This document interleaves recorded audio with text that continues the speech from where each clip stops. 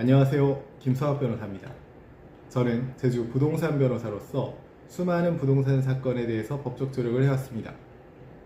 부동산 분쟁행 중에서도 건물 철거 청구 소송은 권리관계가 복잡하고 감정 대립이 심해 일반인에게는 매우 어렵게 느껴지는 소송 중 하나입니다.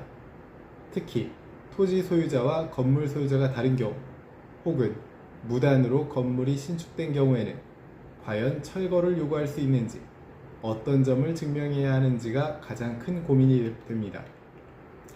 오늘은 건물 철거 청구 소송에서 반드시 입증해야 할 사항과 실무상 중요한 증거 방안에 대해서 설명드리겠습니다. 건물 철거 청구 소송은 주로 토지 소유자가 자신의 토지 위에 무단으로 건축된 건물에 대해 해당 건물의 철거를 요구하는 소송입니다.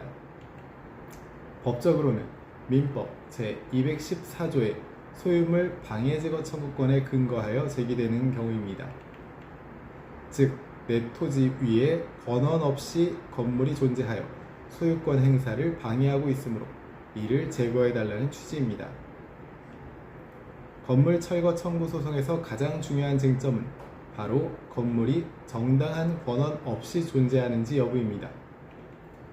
따라서 원고는 다음과 같은 사항을 입증해야 합니다. 자신이 해당 토지 정당한 소유자라는 점, 피고가 해당 토지 위에 건물을 소유 또는 점유하고 있다는 점, 피고에게 그 토지를 사용할 법적 권한이 없다는 점 등을 입증해야 합니다. 이 세 가지 요건을 모두 입증해야 철거 청구가 인용되게 됩니다. 첫 번째로 가장 기본이 되는 것은 토지 소유권에 대한 입증입니다. 이를 위해서는 토지 등기부 등본, 매매계약서 또는 상속 관련 서류, 토지대장, 지적도 등이 활용됩니다. 특히 등기부 등본은 현재의 소유자와 권리 변동 내역을 확인할 수 있는 가장 핵심적인 자료입니다. 다음으로 해당 건물이 실제 원고 소유 토지 위에 존재한다는 점을 입증해야 합니다. 주요 증거로는 현장 사진 및 동영상, 지적도와 건물 위치를 대조한 도면, 토지 경계 측량 결과, 항공사진 등이 있습니다. 건물이 토지 경계를 일부라도 침범하고 있다면 철거 청구가 가능하므로 경계 침범 여부를 명확히 보여주는 자료가 매우 중요합니다. 피고가 임대차 계약이 있다, 지상권을 취득했다, 사용 승낙을 받았다고 주장하는 경우도 있기 때문에 원고는 그러한 권한이 존재하지 않음을 반박해야 합니다.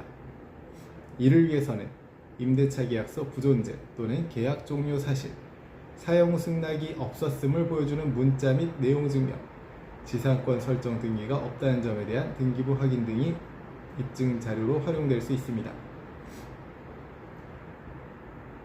상황에 따라 법원은 철거가 과도하다고 판단하여 손해배상 또는 토지 사용료 지급으로 분쟁을 해결하도록 유도하기도 합니다.